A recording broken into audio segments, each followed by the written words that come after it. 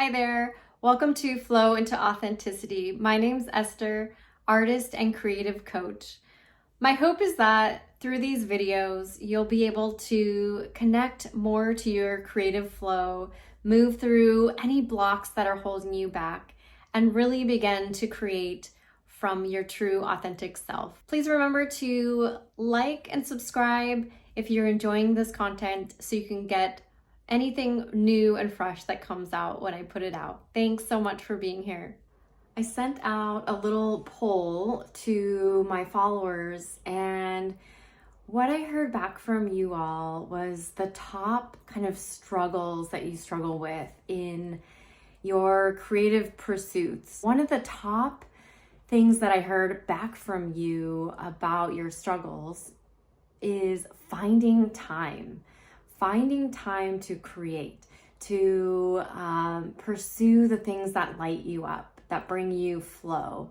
Maybe you've started your creative practice, but you just can't keep it going. You always find something else to do, right? You always are kind of letting it go, and what I call like abandoning yourself. You're abandoning that desire that keeps coming up. That's your intuition that keeps coming up and asking you to pursue your creative endeavor. And maybe you just can't seem to get, a good habit of going into the studio, and you feel bad about it. So we're going to talk about that today. How can you create time and really create a practice? So many of you, I heard back from you saying, I don't have the time to put into my work, to make it better, to maybe share it. I'm busy. I don't have the time in my life. And I totally hear you. I have struggled with this so much, especially like a few years back when I was really trying to shift my career from where I was feeling stuck into where I am now. And so I want to share just a little bit about my story and how kind of this process works and how we can find the time in our busy schedule. So my mantra used to be, I have no time. I mean, literally, I would say it over and over and over again, and I fully believed it. I felt it in my core, in my body. And a lot of it was because that's how I grew up. Like, I grew up with a family from generations who just was always busy and just constantly filling their schedules, having like the sense of anxiety of like having to keep up. And so this sense, in my mind, I saw my life as never having enough and always having to catch up.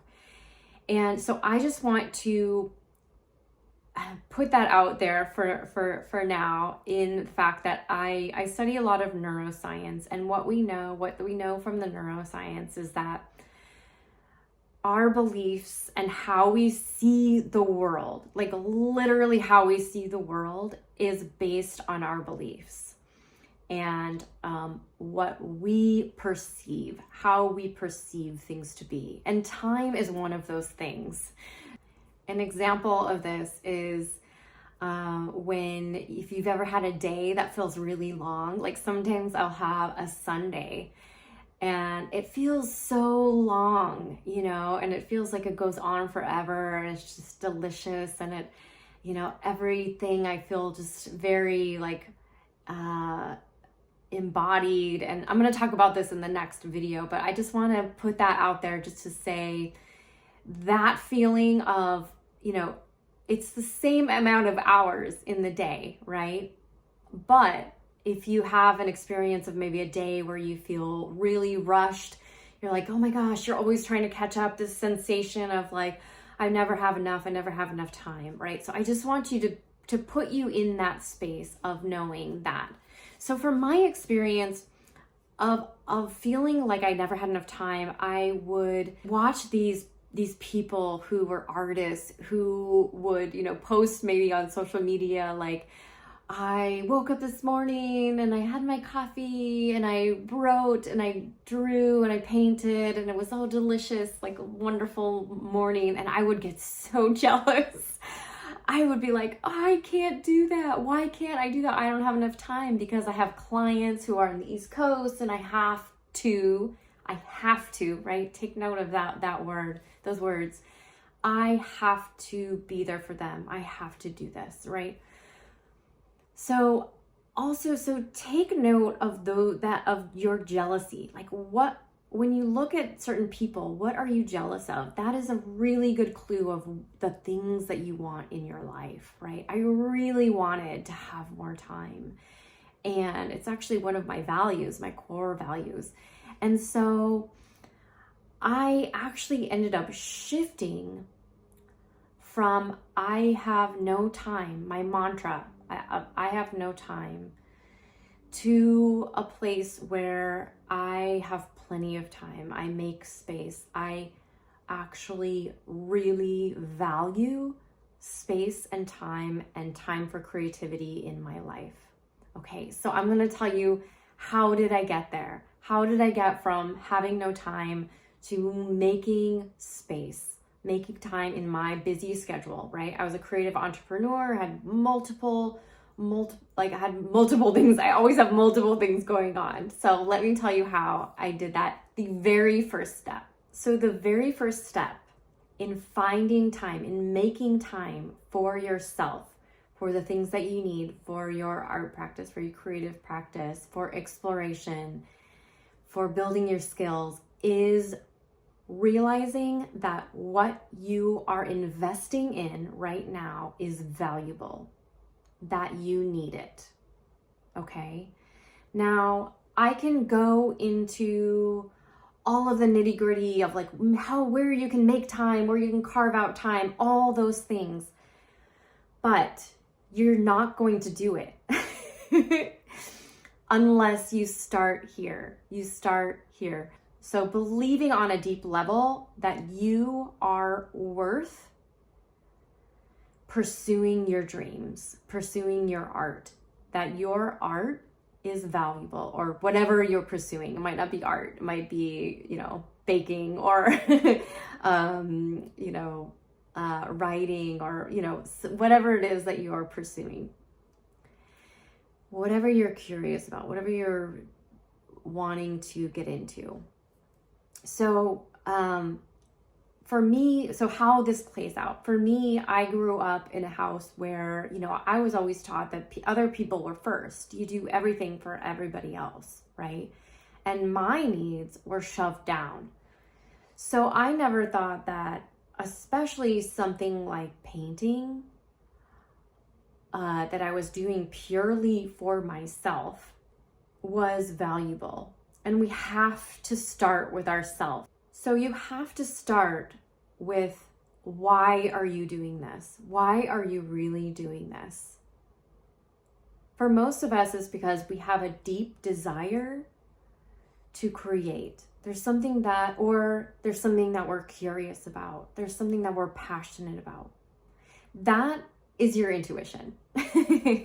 That is your GPS that's leading you and guiding you to the next step of your journey towards your dreams. And there doesn't have to be a logical reason. For me, it was just this feeling, this desire that had to come in. If you watched some of my videos before, it was almost like this painful need to have it come out of me. So starting with believing that even if it's not making money right now, right? Our culture tells us that if we're not producing value, if nobody's buying our things, that it's not valuable enough to spend time on. That's not true. It's absolutely not true. You can look at past cultures of just creating, of wanting to express. So, and yes, from my perspective, I'm always wanting to move my clients from A to B, from where they're stuck to their dream, right? But it has to start with that passion, that curiosity, and why do I want to, and knowing that it's valuable. your time in pursuing this is valuable. And this requires a little bit of trust in yourself. And what you can do is you can look at other people and other people's stories and how they found time in their busy schedule. How did they do it, right? If they can do it, you can do it. You could tell your logical mind that way. It's safe. It's safe to create this time. And so where we go from there is boundaries. Once you've really done the mindset shift of, okay, this thing is valuable. So then we go to, how do I create boundaries around my space? And so let me just tell you my story. So for me, I was waking up in the morning, going immediately to working for my clients. So I had pushed down that need in me to create. And I knew that I work best and have all my energy in the morning. And so I knew that that was kind of my prime time, right? And so where I knew that I needed to spend my time creating was in the morning, because if I tried to put it off to the afternoon, I wouldn't do it. So what we do when we say in our subconscious, in our conscious mind, this thing is valuable to me. What happens in our brain, we have this system called the reticular activating system, and it notices things and it activates, it value tags things. So it tags things as valuable. So let's say if I was tagging in my brain, like all my clients are more valuable than my painting. So then it would always be looking for, okay, how can I serve them? How can I serve them just constantly above my own artwork, if that makes sense?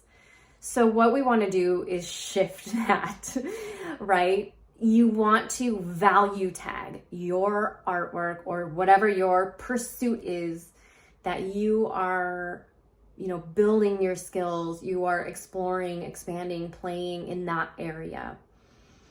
So what I did was I began to set boundaries, and I began to slowly say no to things, right?